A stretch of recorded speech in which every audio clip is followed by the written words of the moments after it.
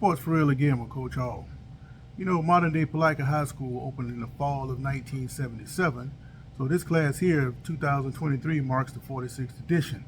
But back in 77, the school played its first official football game against state power Tallahassee Leon.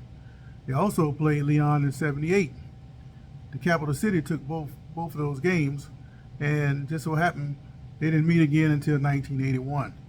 That third matchup came in the second round of the playoffs. Both teams come in undefeated. The Palatka defense, outstanding, just killing people, and only giving up 34 points all year up to that point. And 21 was in the first game of the season. So just imagine how dominant they were. Leon actually had a lead on Palatka going into halftime, but the offense and the overall team was just a little bit too strong for Leon, and they were able to hold them off, beating them 34-25 going away. John L. and his band of football gladiators went on to crush the semifinals and the state championship game, only giving up 8 points in the process. Palatka didn't lose a game until they got all the way to the second round again against Leon. This time Leon came to Palatka. They were averaging over 45 points a game. Palatka, not quite as explosive as they were the year before. The defense quite not as dominant, but they were still a very, very good football team. Matter of fact, the strength of the team lied in its goal line defense. The week before, Lee had pushed them around, but they could only break through one time. They scored a touchdown, they kicked the field goal, but nothing more than that. That wasn't the way you were going to beat this Palatka High team. Well, again, Leon came in high flying, led by running back Darren Holloman. Darren Holloman, he's gone on to have a good career in banking. Before that, he was at Florida State, so he's a well-known name in Tallahassee. Now, this game here turned on one play. I've already told you about the exploits of the Palatka defense. I was sitting there watching the whole thing.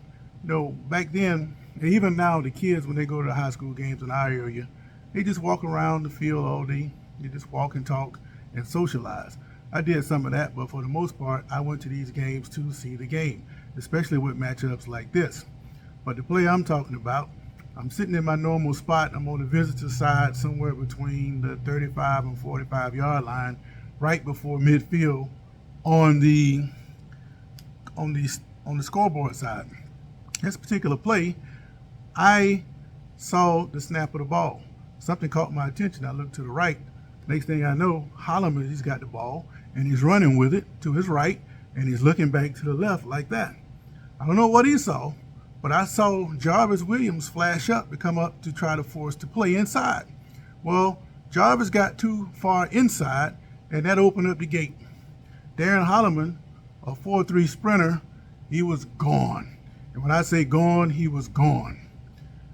Anytime that you have speed like Holloman had, very rarely are you concerned about somebody coming from behind and catching you, much like Eric Dixon. Back in '83, the year after this, Darrell Green was able to track down Eric Dickerson on a long run in the playoffs. Holloman, he was cruising.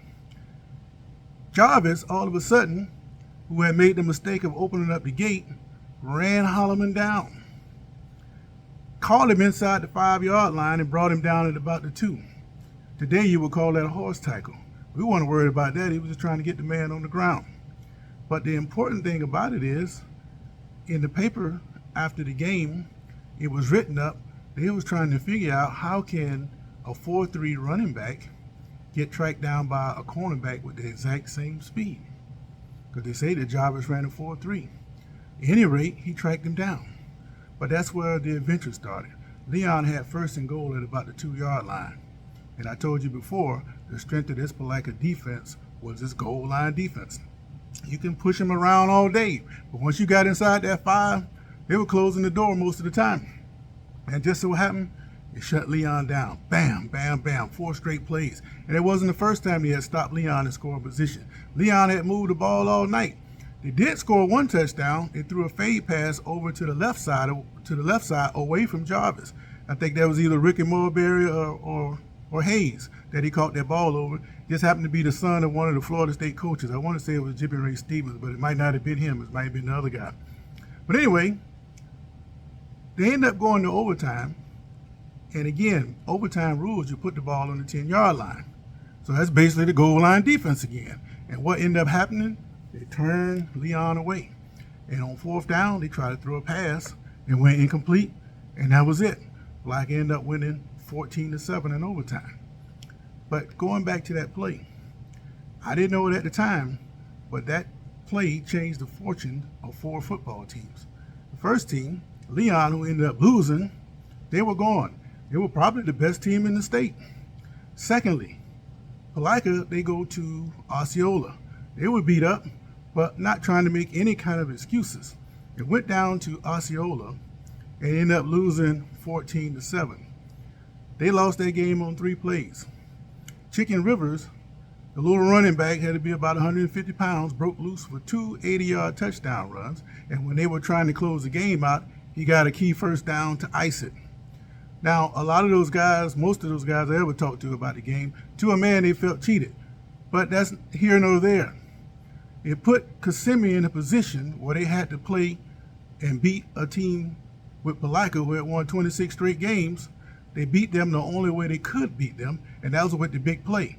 If they were going to get inside the goal line, it would have been lights out for them too. The big beneficiary of all this, Titusville. Titusville ended up getting Kissimmee at home. And if you ever seen the film of that game, the atmosphere was raucous. Kissimmee was in the wrong place. And it was evident from the opening kickoff. Kissimmee tried to do an onside kick, and the up man from Titusville picked it up and ran all the way for a touchdown. But giving Kissimmee credit, they were a scrappy football team. They came to play. They took the ball and stuffed it right down Titusville's throat. But they had a 1st and goal on the 4. Chicken Rivers coughed it up. Titusville fell on it. Next play, big Gerald White hit about 50 yards on him, and the route was on. Kissimmee was in the wrong place. So when I say that the fortune of 4 teams was changed that night, Leon, who wouldn't have had any problem scoring against Osceola or Titusville, Palatka, who got jobbed, he lost the only way they could lose on the big play, Titusville, and you had Osceola. Those 4 football fortunes were changed on that one play. And that was back in December of 1982. So, just some memories from the past. I don't know why I remember things like this, but I do. Sports for real.